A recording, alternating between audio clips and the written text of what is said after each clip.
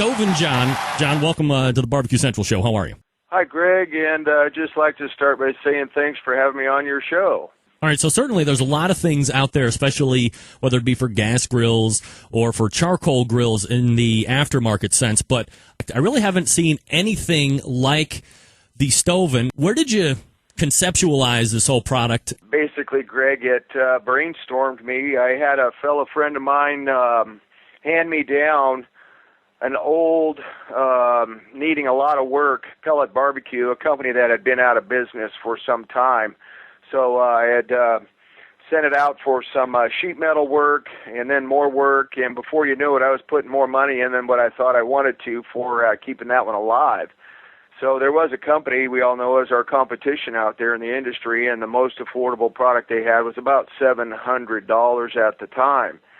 So having had used kettles for most of my upbringing and gas, my brain clicked and I said, well, geez, it just seems like somebody should be able to attach a hopper feeder burner assembly to what's already existing in what Weber or any other kettle makes out there.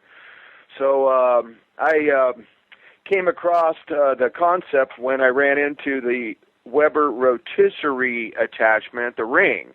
And that ring basically made the light go off, and that's essentially we went ahead and designed and developed the whole hopper feeder burner assembly to attach to a ring assembly.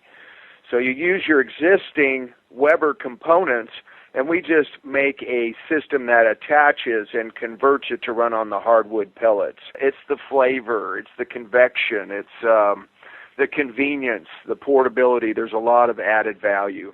So how long did it take you to go from initial kind of prototype up to the point where you're like, you know what, we're good, we're gold, and we're going to take this up to market? Frankly, it was in February of 2005 when we first started talking about it. We're going to be at 5 years here in February. John, why don't you give us maybe a little bit more in-depth idea of how this works and what comes with your order? Essentially, what you're going to need is a 22.5-inch kettle.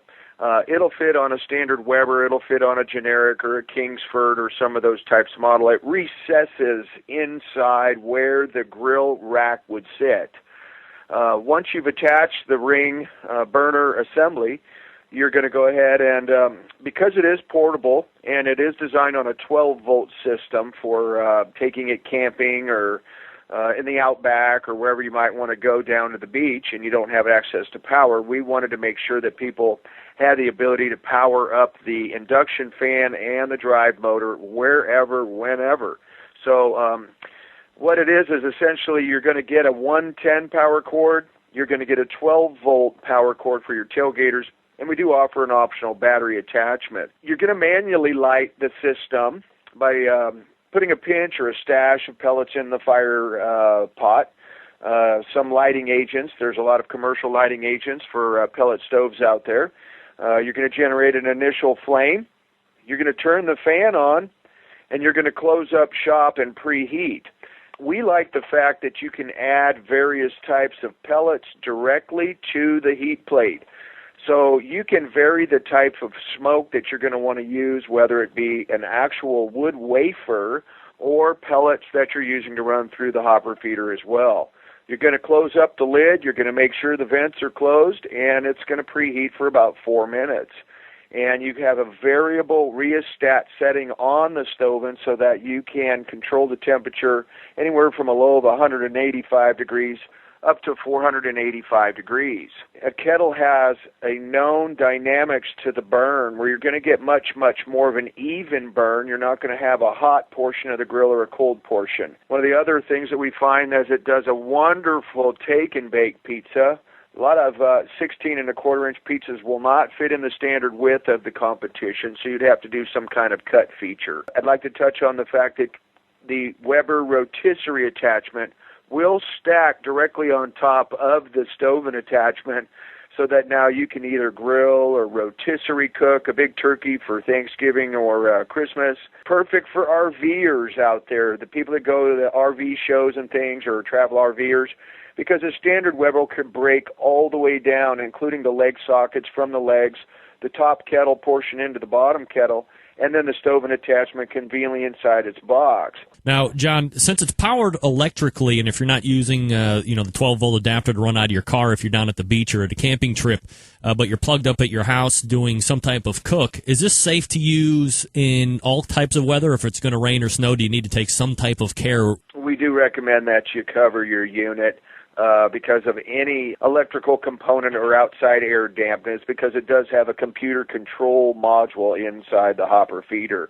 And so we recommend that you at least cover the hopper feeder assembly with some small cover or whatnot so you don't damage the computer control board. And what kind of increments are you going from lowest to highest? Do you have like 15 or 20 degree or 25 degree increments? It's infinite because it is an actual rheostat. Their setting on the dial is simply as low as a 1, or you can go as high as a 9 on the dial, and anywhere in between. So it's an essential cooking temperature for standard cut-up chicken parts. You're probably going to cook it on a number 4. If you're going to be doing a take-and-bake pizza, you're probably doing it on a 6 or a 6.5. Outside ambient temperature will affect the internal combustion temperature. So if someone out in the Midwest or the Northeast is going to be cooking on that at 30 degrees, they may have to turn it up an incremental 1 number. It also comes standard for the tripod leg model Webers with a attachment that stabilizes that third leg. It gives it a 4-legged stand. Nice. So that you don't have to worry about stability or child damage, or a pet with a leash or something like that. All right, so let's bottom line in here for the Centralites, always concerned about price point. What are we looking at jumping in here? We have an introductory price point of $399 for the attachment. All right, so $399. Now, the biggest question that I have been getting over the last couple of weeks here, why would somebody want to buy a Stoven versus a Traeger Jr. now, though, comparably priced, both at $399? So go ahead and give us your best reason on why you would want to take a look at your product. The main feature is the portability, because you can take this anywhere, and its compactness.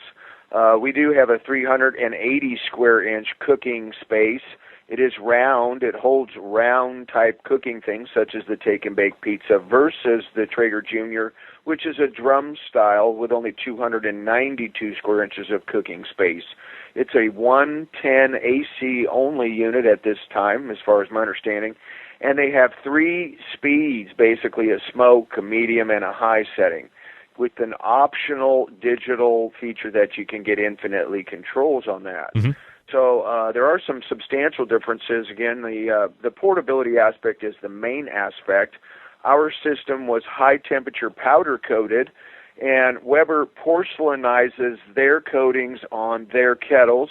That's a 1,600-degree bake on a ceramicized paint.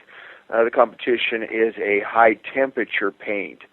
We offer the serving shelf on our model, and it's nice when your food's coming off the grill. You can actually have a place to set the food. Sure. They don't offer a serving shelf. Most people are going to use the top of the hopper to put their food on that one. We offer the rotisserie attachment as an option, and I haven't found if they've offered that yet on the junior model. This works for larger servings capacities. It can hold up to 10 pounds of cut-up chicken parts.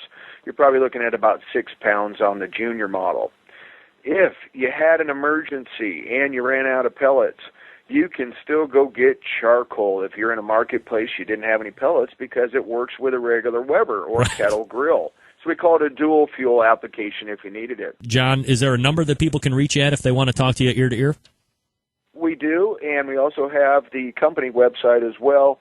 The telephone number direct is area code 916-965-7111, and that's in Sacramento, California area. We also have the company website, AmericanSundancer.com. John, certainly sounds like a great product. Wish you good success with it. We appreciate it, Greg, and once again, thank you for your time on your show and all your listeners. No problem. Certainly my pleasure. There he is, Stoven John. ThePelletBBQGriller.com, the 916-965-7111. There you go.